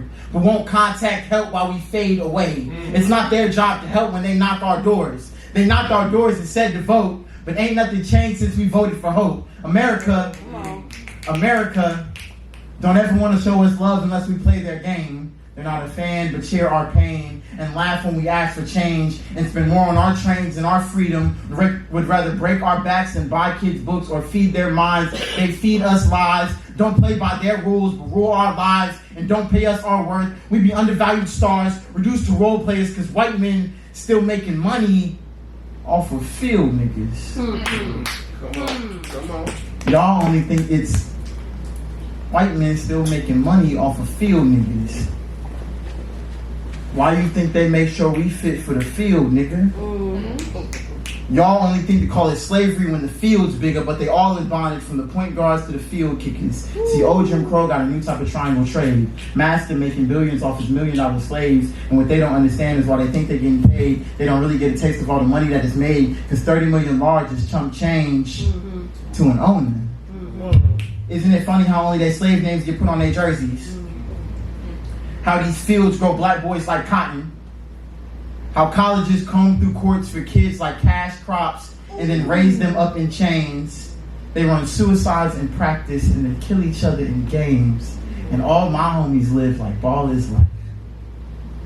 I might can't change their ways, but I hope my son don't have to grow up as no slave.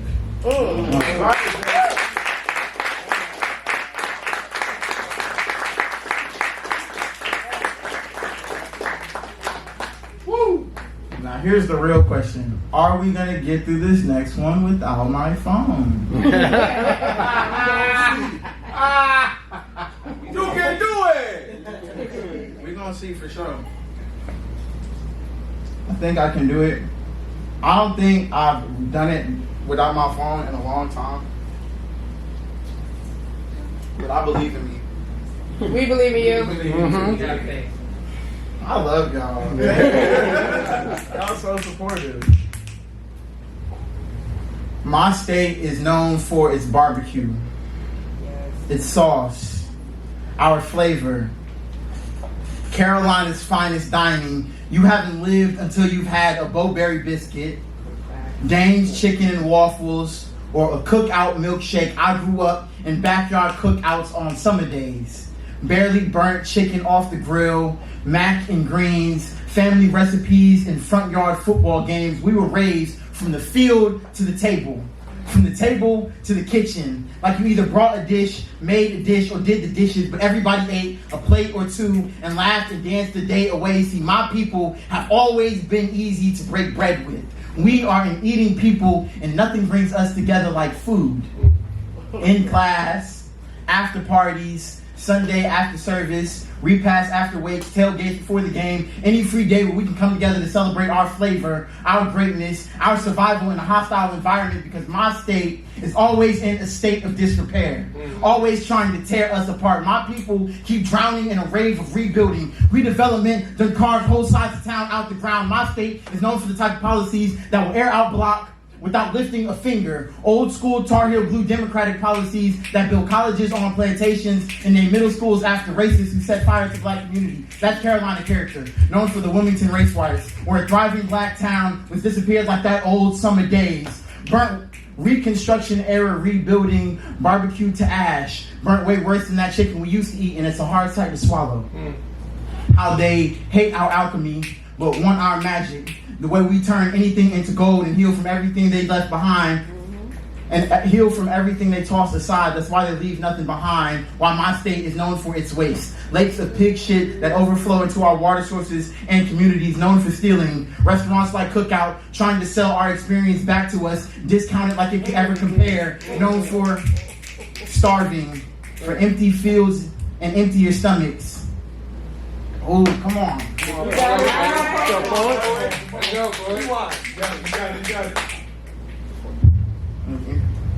One in 3 children go hungry here. No, 1 in 5 children go hungry here.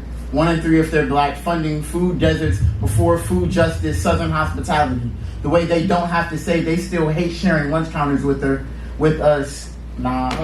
All right. Okay. Answer is no. But we got there. We was in that bag for a little bit. Give me that. You feel me? Hold on. Known for starving, empty fields and emptier stomachs, treating us like we're only good for the kitchen or the fields, but not the food flowing from it. Funding food deserts before food justice, Southern hospitality. The way they don't have to say they still hate sharing lunch counters with us. Always want to come to the cookout, but never want to bring a dish. Actions speak louder than words, and these people have always been hard to break bread with. Every meal they invite us to ends with our bodies on the menu. Ask the Cherokee tribe's made appetizer, or every nigga picked at picnics to be strung up, barbecued, and left for the town to see. It's a hard sight to swallow.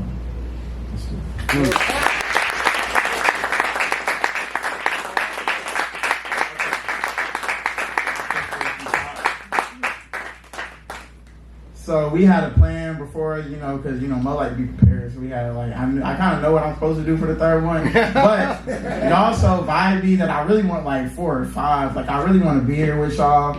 But I'm gonna do this one but I gotta come back. I got more. Yeah. So that's what I was telling myself when I was sitting there. I was like, I'm gonna just have to come back. Yes. And rip a couple more because y'all got real poetry up here. You can show I love this space. Can y'all give a shout out to the nice lady who put it together?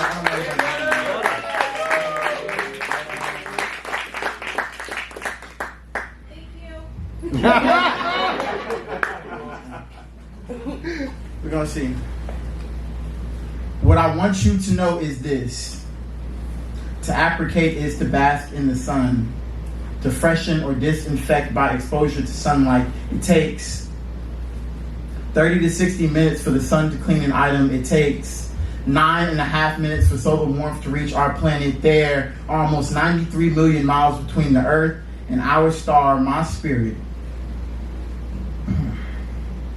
my spirit has developed a taste for sunshine, bathing in the rays and feeling my skin drink in the daylight. Winter is coming and the cold with it. So every day I hold on to every drop of light, of heat that I can get. And there is a word for this. Apricity is the feeling of the warmth of the sun on a winter's day. Despite cold air, solar temperatures can raise objects to much higher temperatures. My depression is the seasonal temptation asking me to follow my worst thoughts down a rabbit hole. But I have been finding joy in the darkest of places, finding it one day at a time, like laying out somewhere in a field, half touching grass, half on a blanket, sharing half a bag of apricots with you, or driving down dark highways at midnight, eating dinner with my friends, or laying in bed watching Naruto. I have been trying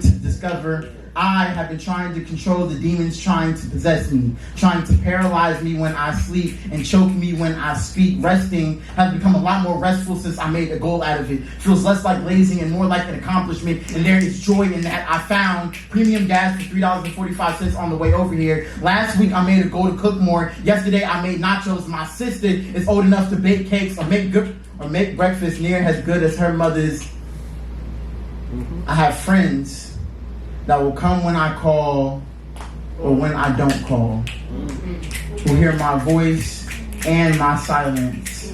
Today was a good day, almost good enough to make me forget the bad. When things start to drag in the cold of the night, what I tell myself is, this too shall pass.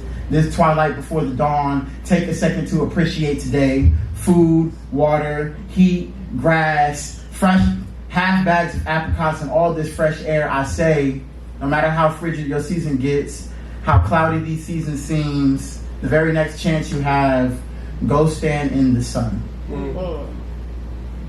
Let her raise your temperature. Give her a chance, and in less than 9 minutes, she will travel over 93 million miles just to kiss your face. Give her an hour and she will do her best to wash all that darkness away.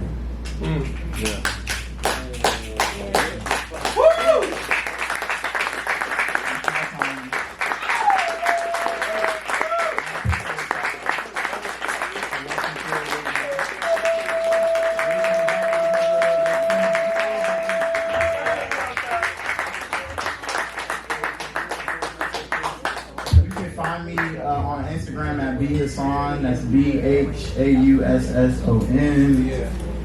Where you come talk to me, you can ask Mo. I'll be around. Y'all gonna keep seeing me, so it's cool. I appreciate y'all coming through.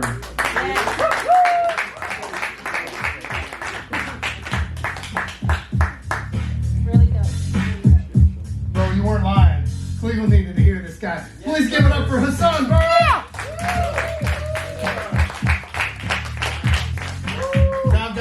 I'm going to pass, not church, but I'm still passing a bucket. These poets traveled a long way. Put some love in the bucket as well. I'm going to pass this around that way if you would. I want to say a couple things about the upcoming poet. I'm not going to call you up myself, but I do want to talk a little bit because Mo and I have been trying to make this work for about 3 years. I started my event a little over 3 years ago in Akron, first Wednesday of the month. Akron's not that far, y'all. Come on down, feature poet open mic every first Wednesday of the month. And we've been talking about trying to make this happen for years. But Mo's in North Carolina and I can't pay travel fees. It just don't work.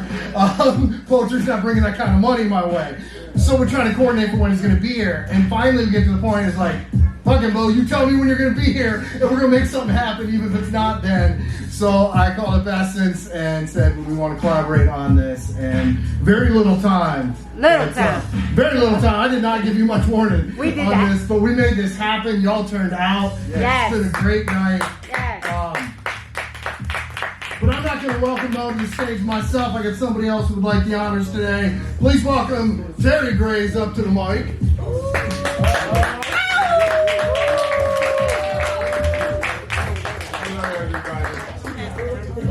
First of all, everybody give applause to yourself. In the poem.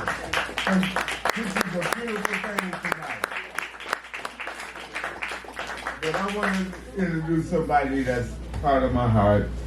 My son, my oldest son, Mo Graves. He's a bad motherfucker.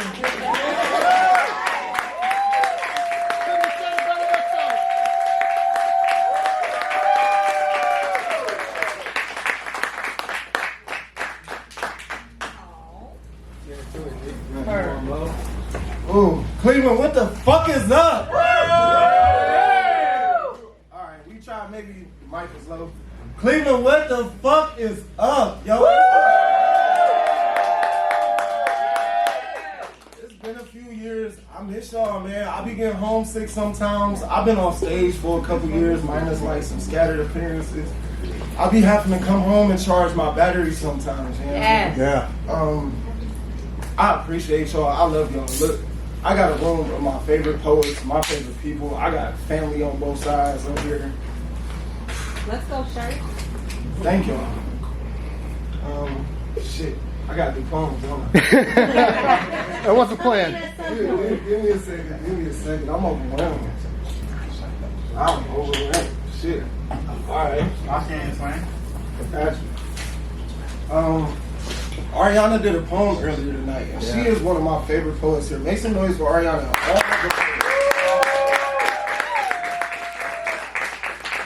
Make some noise for my homie Hausson.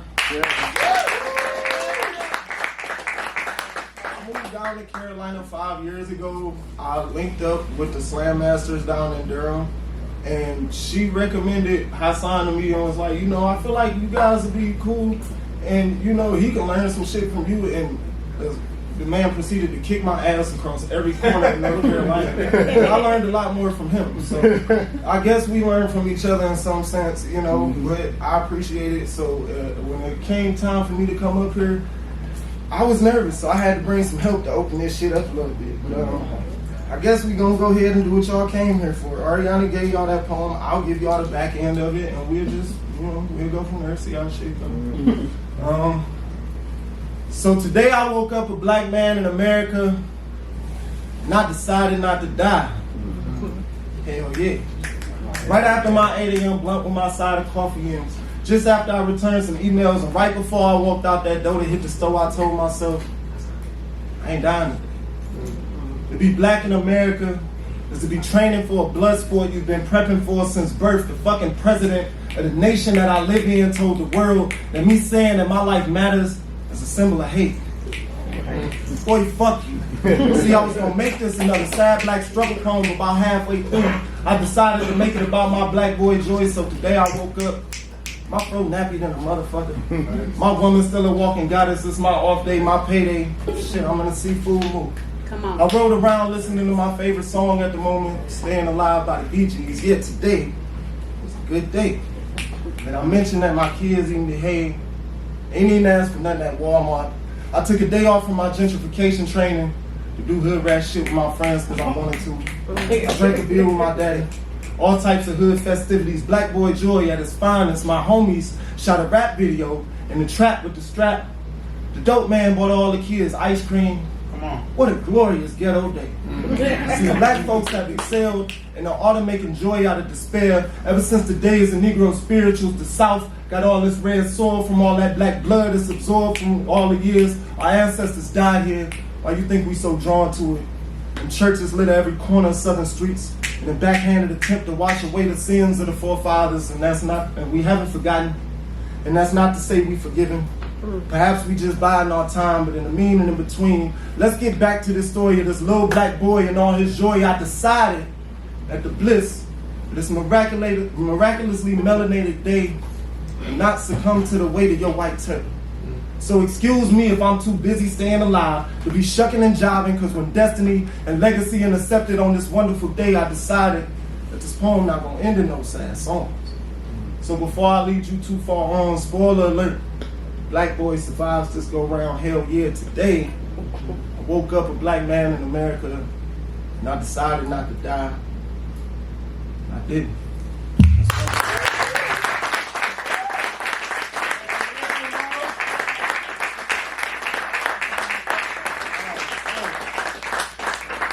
We had to open up with the old shit. One time for the old shit. There now. Hey, I got some shit that y'all is like semi-familiar with, but not in its current state. You know, so we start with old shit, then we go to old new shit. So one time for old new shit, you know. I got to go to the phone on this one because I've been on stage for some years. I came and I decided that I'm just gonna be myself with y'all tonight. Yes. So what I can do. This is where you can do it at. We gonna push through for the rest of them, you know. So we here. Let's see. Wait. Before you go though, can y'all turn him up real quick?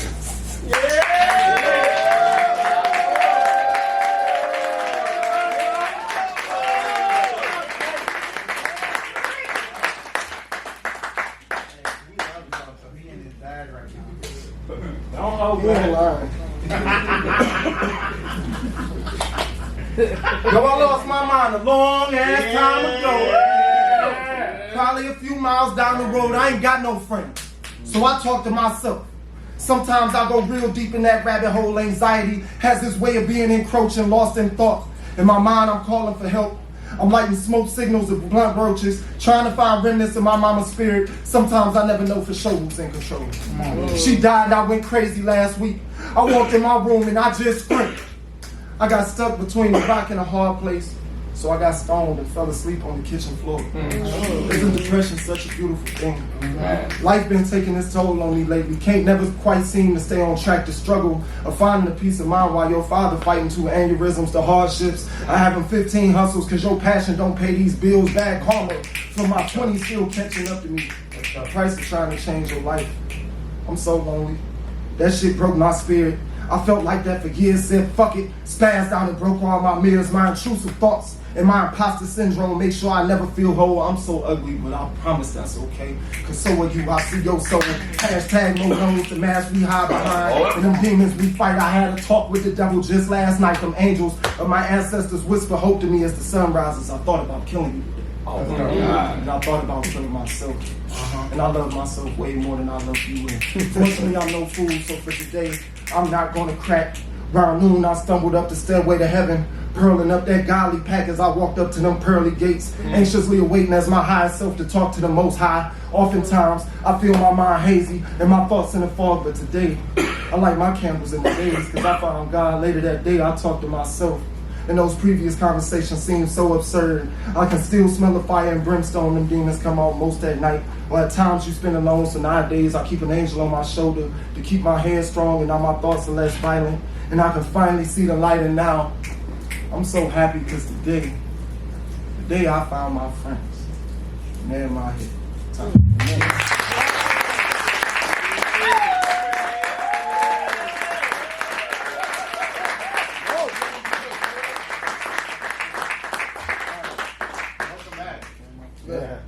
I'm gonna give y'all bomb again for real.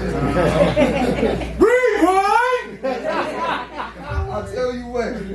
I got a fourth one I was gonna do because I was only gonna do 3. I'll give y'all 4.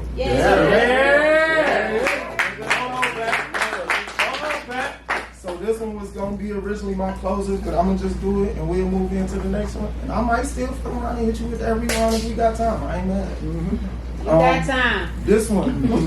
If y'all notice me and my phone throughout periods of the night, I love y'all because y'all be getting my pen moving. I love poets like Adam and poets like Arianna, poets like Q and poets like QuietKid, that I be so locked in on y'all shit that I either start writing because y'all already getting me moving, or I forget to record y'all because I'm really just locked in on y'all shit.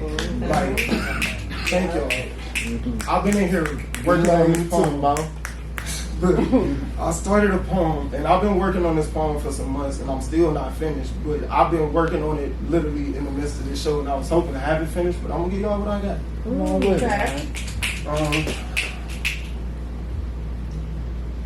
Every home I've ever lived in East Cleveland has been torn down. And as of this poem, I cannot relate.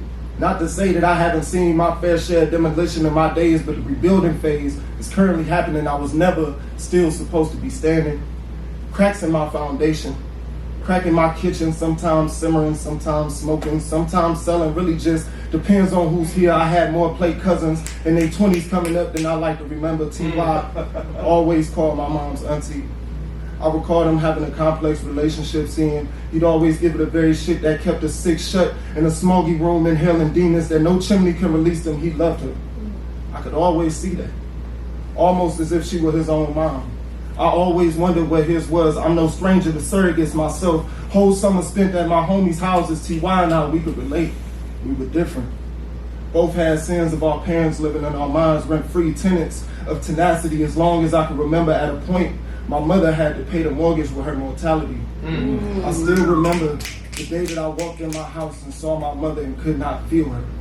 I still remember the first moment of the last day I ever saw my mama. I still remember the first day she didn't come home. That caused the foreclosure of my feelings. Losing such a beautiful soul always takes its toll. Eviction of my emotions, dispelling the deed to my demeanor. I had more on my mind than a nigga with no money when them bills due. Mom's always said, keys open doors. I never quite got the metaphor till I saw my ex-drug dealing cousins buying properties with their re-up money, and then that shit started making sense. If you come from a house of hustle, that address is really just a number. If the windows to your soul are open and so are the doors of opportunity. As a kid, I thought my cousins was just baked out, and really they was in the kitchen cooking up escape routes made brick by brick. Have a whole different meaning when those bricks got souls so empires could be built. The rest of the men in my family are carpenters. So bricks built brick walls around us, made the next generation's drive, made way for better vehicles and success to be parked outside. Every home that I've ever lived in East Cleveland, it's been torn down. As of this poem, can I relate?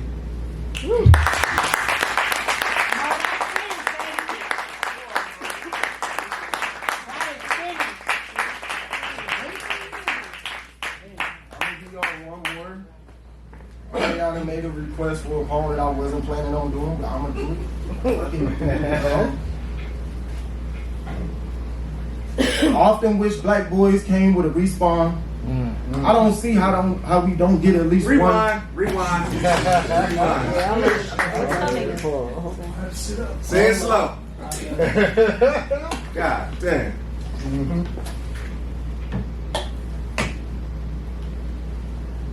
I often wish black boys came with a respawn. I don't see how we don't get at least one.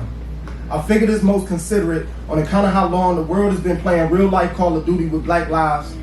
Black kid takes 6 bullets to the chest, only to respawn in the safety of his mother's arms. If only it was so simple. In real life, black kids play co-op campaigns on these corners, split screens, ducking black ops, duos of squad cruisers, gangs come in quads. This is modern warfare. Free falls from brass bears trying to get their ranks up. Souls get lost in this battlefield, stuck between the lives their mothers wanted to provide and the results of the lives chosen for them. Have you ever been dropped in a game where the rules are made up as you go by some out-of-touch 80-year-old who can't tell the difference between a tweet and a text message, or a power monger who won't stop to decipher a Smith & Wesson from an out-of-box? No hope for a respawn, no gulag, no parachute drops. A kid in a town 40 minutes from my hometown took 90 fucking rounds from the same holsters that's supposed to protect us. I was too desensitized to cry. I hail from a city where the murder rate is usually top 5 and is not 5. Has it ever occurred to you that we carry guns not as a symbol of toughness, but as a constant reminder that we've been trained to live in fear? Nowadays, heads on a swivel, especially the ones of us who don't carry pistols. Them boys walk around up in arms, afraid to end up like Trayvon, or Mike Brown, or Timothy Russell, or Tamir Rice, Laquan McDonald, Walter Scott, Stephon Clark, or every other black boy who got gunned down and couldn't put in a code for a respawn. It's what happens when the police go on the kill streak. In most cases, administrative leave. Occasional suspensions, relocations. Who intervenes when you need a little revival? Because in real life, black boys play Call of Duty on hardcore. Lieutenants killing niggas like extra lives come with the battle pass. Corporals hopping out of Tahoes, max ammo, insta kills on the brain. What happens to the lives of those left behind? Moms in denial, in tears on the curb, rocking a baby boy with futile prayers of a respawn. Survivor's remorse, fuel suicidal thoughts. Nigga, pick your pledge. Death by DEA, slain by a SWAT team. Take your oath, cadet. Fulfill your call of duty, nigga, this your finest album.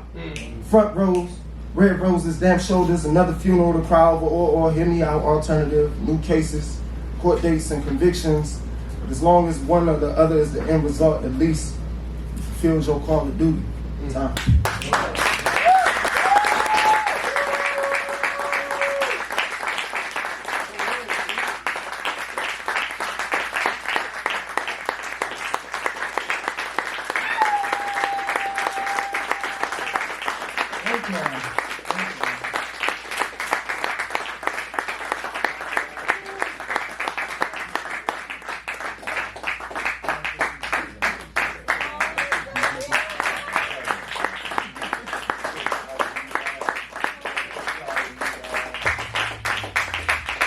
My dad for being our lovely third host of the night. Hey. I'm up here crying because of y'all. Beautiful. I held myself together. I love y'all. We're going to do this shit again. Woo!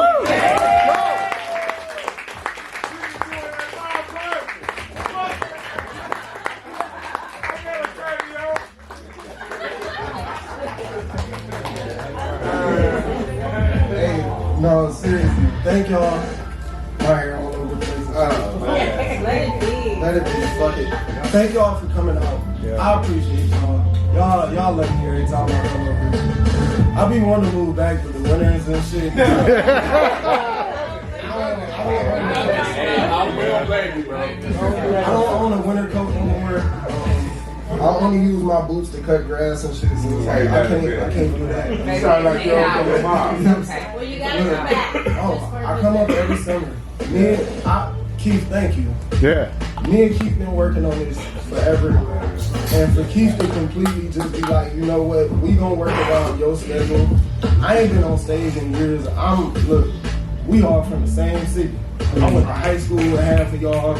Half of y'all, we done went to war on these stages. The other half of y'all, we blood. So it's like, you know what I mean? I'm one of y'all. I'm here. And y'all acting like I'm all special and shit. I ain't y'all special. Y'all, I appreciate you.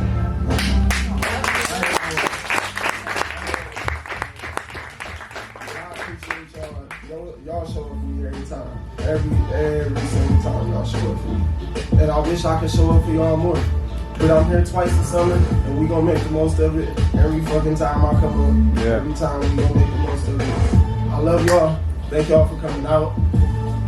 If they wanna leave the mic open, I'm here for it. Y'all do y'all. Y'all got me back up and amped up and shit, and I'm still, ooh. Look. You better have the Holy Ghost. Look. Right? Look, do yours. Right. Have fun.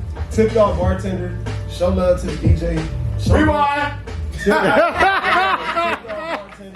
Give it time. Show love to the ladies who provided us the space. Shouts out to the Every Voice. Shouts out to Andrew Kyle.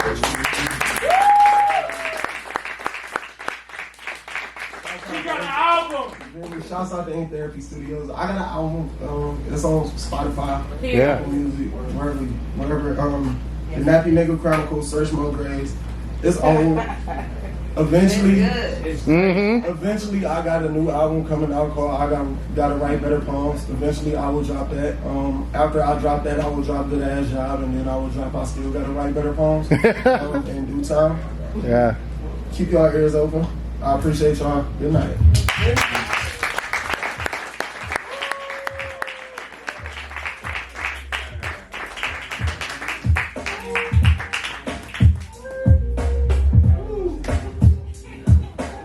Woo. Woo. Woo. Fucking woo. Fucking woo. Welcome home, bro.